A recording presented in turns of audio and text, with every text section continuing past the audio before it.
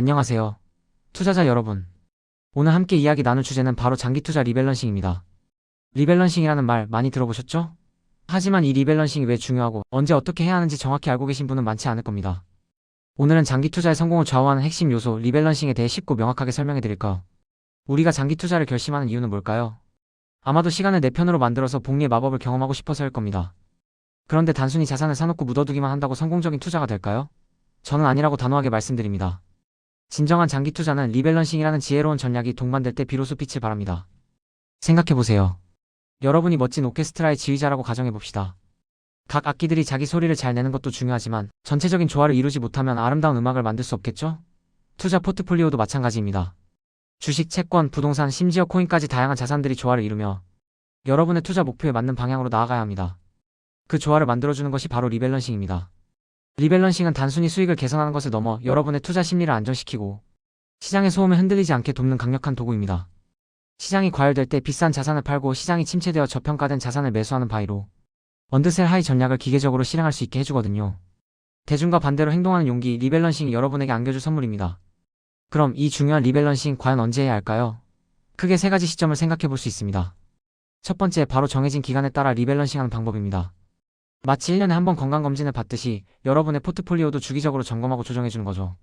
예를 들어 매년 연말이나 매 분기마다 정해진 날짜에 포트폴리오를 확인하고 원래 설정했던 자산 비중으로 되돌리는 겁니다.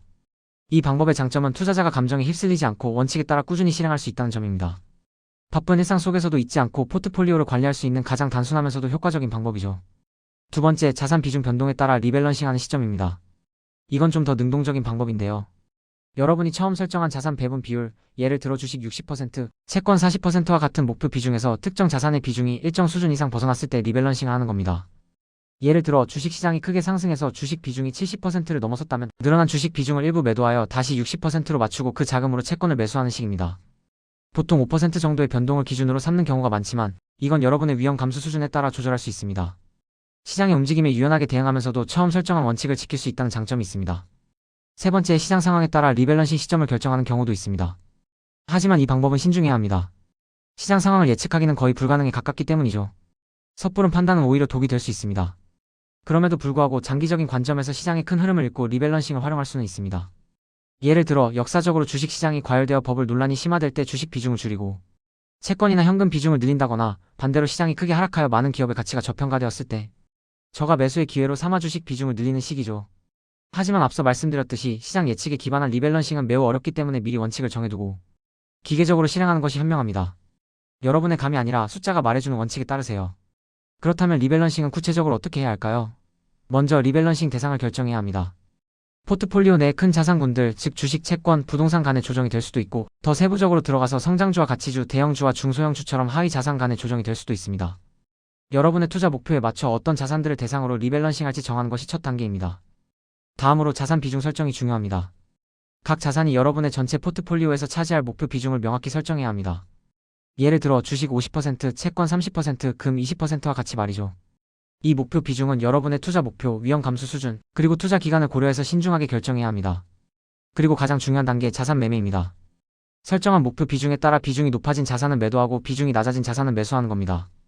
예를 들어 비트코인 가격이 크게 올라 포트폴리오에서 차지하는 비중이 너무 커졌다면 비트코인의 일부를 매도하여 이익을 실현하고 상대적으로 비중이 줄어든 채권형 펀드나 다른 안전 자산을 매수하는 방식으로 리밸런싱을 할 수 있습니다. 또한 현금 흐름 활용도 현명한 리밸런싱 방법 중 하나입니다. 만약 여러분이 매달 일정 금액을 투자하고 있다면 이 추가 투자금을 활용하여 비중이 적어진 자산을 매수함으로써 자연스럽게 리밸런싱 효과를 낼 수 있습니다. 반대로 투자 자금의 일부를 인출해야 할 때도 비중이 높아진 자산부터 인출하여 포트폴리오 균형을 맞출 수 있죠. 새로운 현금 흐름을 리밸런싱 기회로 활용하면 불필요한 거래 비용을 줄이면서 효율적인 포트폴리오 관리가 가능합니다.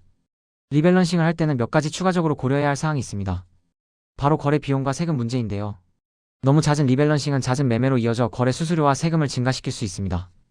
특히 양도세와 같은 세금은 수익률에 직접적인 영향을 미치기 때문에 리밸런싱 주기나 자산 비중 변동 허용치를 설정할 때 이런 점들을 반드시 고려해야 합니다.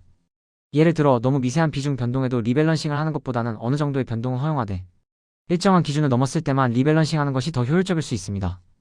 결론적으로 장기 투자의 성공은 단순히 좋은 자산을 오랫동안 보유하는 것만을 의미하지 않습니다. 시장의 변화에 유연하게 대응하면서도 처음 세웠던 투자 원칙과 목표를 꾸준히 지켜나가는 지혜가 필요합니다. 리밸런싱은 바로 그 지혜로운 투자 습관을 만들어주는 강력한 도구이자 여러분의 투자를 더 단단하고 흔들림 없게 지켜줄 든든한 카바가 될 것입니다. 여러분 각자의 투자 목표, 위험 감수 수준, 그리고 투자 기간을 명확히 설정하고 그에 맞는 리밸런싱 전략을 수립해보세요. 정해진 기간에 주기적으로 점검하든 자산 비중의 변화에 따라 조정하든 중요한 것은 꾸준함입니다. 이 꾸준함이 모여 여러분의 투자를 성공으로 이끌 것이라고 확신합니다. 잊지 마세요. 장기 투자는 마라톤과 같습니다. 처음부터 끝까지 같은 속도로만 달리는 것이 아니라 중간중간 페이스를 조절하고 전략적으로 물을 마시며 지치지 않고 완주하는 것이 중요하죠. 여러분의 성공적인 투자를 위한 리밸런싱 오늘부터 꼭 실천해 보시길 바랍니다. 오늘 내용이 여러분의 투자 여정에 큰 도움이 되었기를 바랍니다. 감사합니다.